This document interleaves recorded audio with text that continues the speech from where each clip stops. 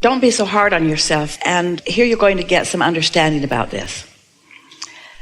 The reason that working for someone else has advantages, disadvantages too, because you're less free.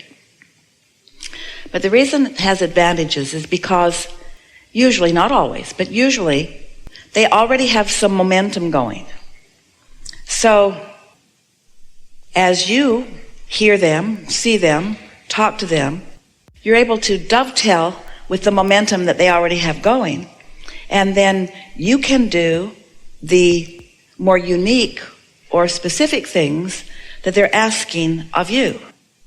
Where when you are working for yourself, you have a broader repertoire of things, some of which you don't have momentum for. And so that momentum, the understanding and concept of momentum, dovetails with law of attraction more significantly than any other word or any other concept, because that's what law of attraction does. It causes momentum. But when you offer opposing thoughts close on the heels of each other, then momentum is hindered, because I want it, but I want it because allows a little more momentum to get going. I want it, but slows the momentum right away. So you're just talking about momentum that's already underway. Now, of course, you could work for someone else and experience the benefit of that momentum, and then later feel that your toes of freedom are being trampled, and then you could cause that momentum to slow because there is some other reason that you're pushing against. So, have you been listening to us for a little while? The life that you've been living makes this seem reasonable to you. You're feeling resonance with it because the laws of the universe are consistent. And so as you just watch a little bit what's happening with you and then apply them with the ideas of these laws that we are speaking about, it does sort of help you with some momentum. The reason that we ask is because there is a process that we offered some years ago. It's one of 22 processes in the back of the Ask and It Is Given book, which read only this process. This process will help you, but here it is. Segment intending says, here I am in a moment in time. And a new segment is simply a new focus where things have changed just a little bit in terms of your intention. So, for example, when you get into your vehicle, that's a new segment. When you walk into your office, that's a new segment. When you answer the telephone, that's a new segment. When you make a telephone call, that's a new segment. And the power behind deliberate segment intending is focus. It's not being distracted. It's deciding what I want. It's focusing in a way that causes less resistance, which allows more momentum. Because resistance is the only thing that slows momentum.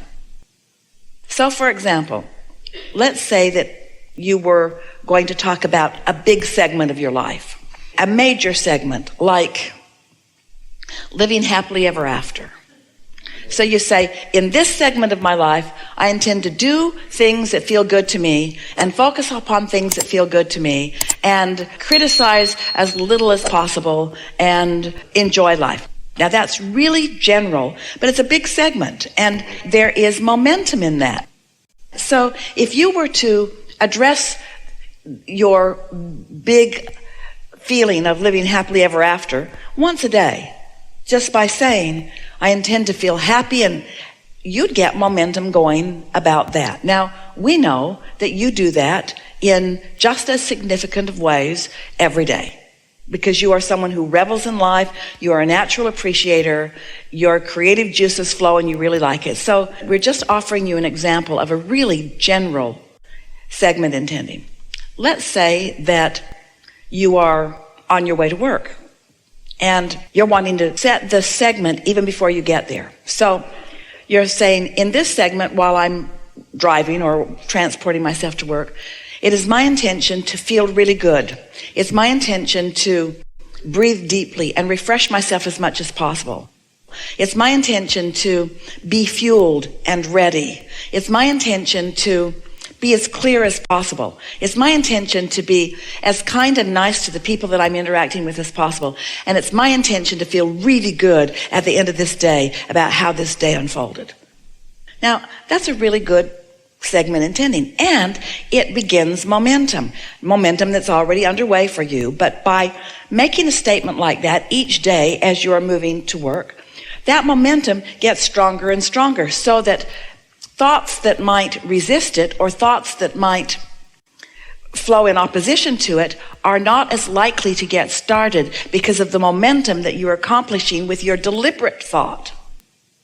Let's say that while you are in that process of driving to work or on your way to work, that you set a segment within the segment. And that is part of this feeling good.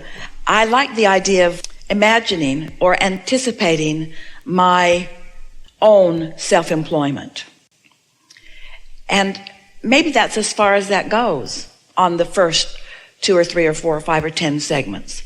I'm looking forward to anticipating my own self-employment. Now, that's some momentum. So just with that little bit of priming the pump, so to speak, you're going to find yourself one day driving to work in the receptive mode, and you're going to feel a thought come to you about personal employment. Now, you're already good at what you do. You understand what needs to be done or what can be done. But now you decide, because there's some momentum going, to take this segment intending just a little further.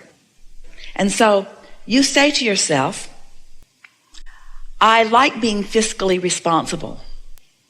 And I like being in charge of my own action during the day. And I love following my own impulses. That's the thing about creativity that is so delicious to me. I love being able to follow my own feeling or whim. So that's as far as it goes that day. In other words, more momentum. And then you find yourself wanting to think about it again while you're on your way to work. But this time, it's becoming more specific to you because more momentum is flowing, but you're still carrying through this idea of segment intending. So you're thinking, in this segment, I'm going to think about my own business. My own business is going to be very prosperous. My own business in the beginning may just be me as the creative genius, or maybe another.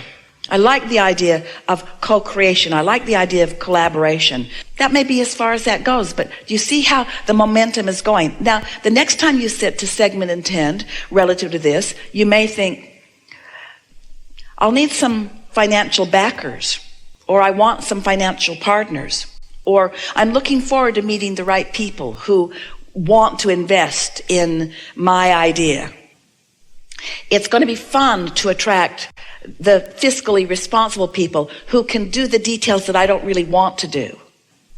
By segment intending just a little bit, which means just take a thought and deliberately think about it the way you mean to think about it. It means in this segment, I intend to think this. That's all segment intending means. But what happens is, as you are doing more and more segment intending, more and more momentum about these subjects takes place. So what's happening is you're preparing yourself for the receiving mode so that you're in the right place at the right time for an idea to come or for someone to rendezvous with you. You know how when you meet up with someone who's got a really good idea and juices flow, how good it can sometimes be. But most people don't then let it be. They kill it with their doubt because they haven't segment intended themselves into positive expectation. Now that's a new understanding of segment intending. We're coupling it with the thing that has always made it work, which is momentum. You evoked it from us because of the power of your desire, and because you're like most people, you can talk yourself in or out of about anything. You can, can't you?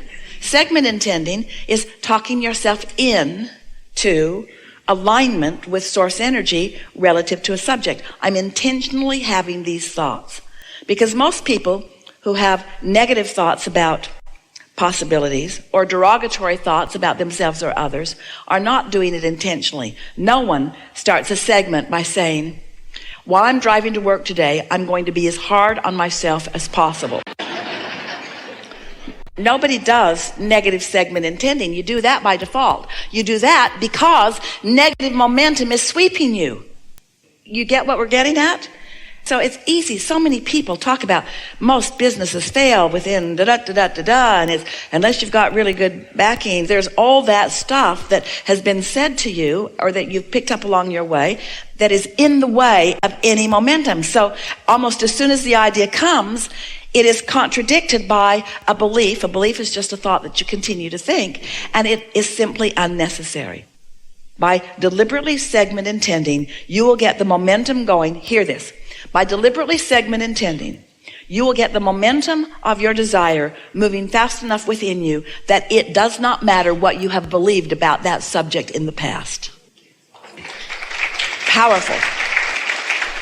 And then you find yourself just thinking about it because it's fun to think about it. Sort of the daydreams, the imaginings, ideas coming and just running with them. It takes a strong desire to feel good to create your own reality. And a little bit of contrast certainly puts a lot in the vortex. But you cannot get to where you want to be by focusing for long periods of time on things that cause you to feel fear. Because the fear is the indication that you are deviating from the solution and are still focused upon the problem. The question that you want to ask yourself is, how can I be a cooperative component who can receive the solution? More people are step one-ing and creating the vortex than are standing in the vortex receiving the solution. But one who is connected to that stream is more powerful than millions who are not, you see. So if you could step back just for a moment from the thinking that I need to get into the vortex or I need to get into the receiving mode so that I can receive the solution, so that I can pronounce it and explain it to all mankind. And instead say, it is my desire to get into the vortex or into the receiving mode so that I can feel my utter well-being and feel the alignment between me and me. If that could be why you're wanting to be in the receiving mode, now you're in the receiving mode. You're not complicating it with that impossible task of getting one other person to understand you or listen to you or take action because of something that you've said. And now solutions come to you. And a mighty current of aligned beings begin summoning this energy and flowing it forward, and all kinds of solutions begin to happen.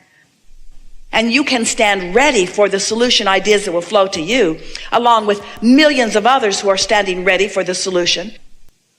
This movement of receiving mode is a large movement. It always has been, and it always will be, because it is your natural inclination to feel good.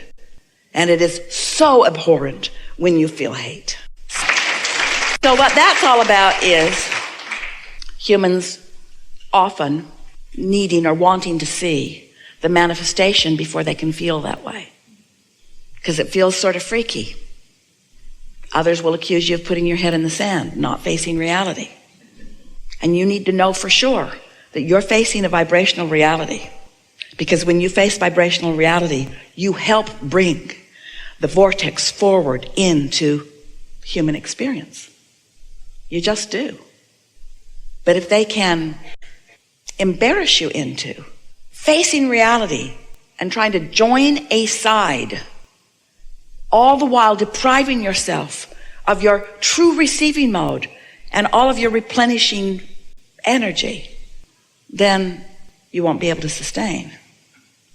So if you can trust that your focus and therefore better feeling, and it takes practice, is a thought turning to a thing, and you can revel in the relief even before the thought has turned to the thing, then you're going to make it through this just fine.